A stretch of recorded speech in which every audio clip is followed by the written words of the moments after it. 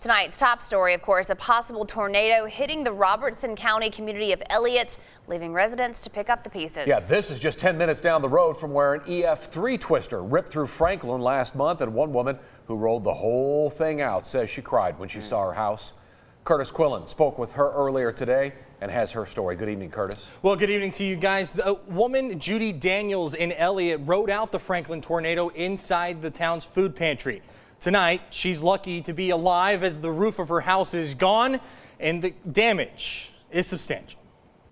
I could hear things hitting my front porch. As the sun shines over the Robertson County community of Elliott, it shows the destruction left behind just hours earlier as a possible tornado tore through. We're kind of on the back porch watching things, you know. And David Bishop has lived in Elliott his entire life. He and his co-worker went back to the house as the storm made its way over his pasture. we were just sitting there watching it, and you could feel it, and it was trying to suck us kind of away from the house, so we were standing there. And the damage at Bishop's property limited to the barn in his pasture, but a couple properties up, Judy Daniels wasn't so lucky.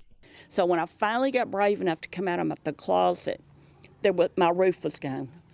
I could see through the attic opening that I could see daylight. So I stepped outside and my roof was gone.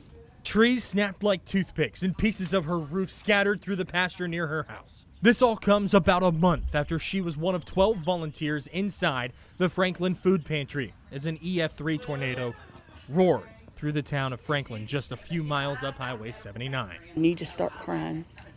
Just start crying and shaking, and you ask the Lord why. Now this community bands together to move forward. I see what a wonderful church family I have got here. They have been here from almost the second that it happened. The National Weather Service has not yet confirmed whether this was indeed a tornado or very strong straight line winds. An announcement is expected tomorrow. Guys.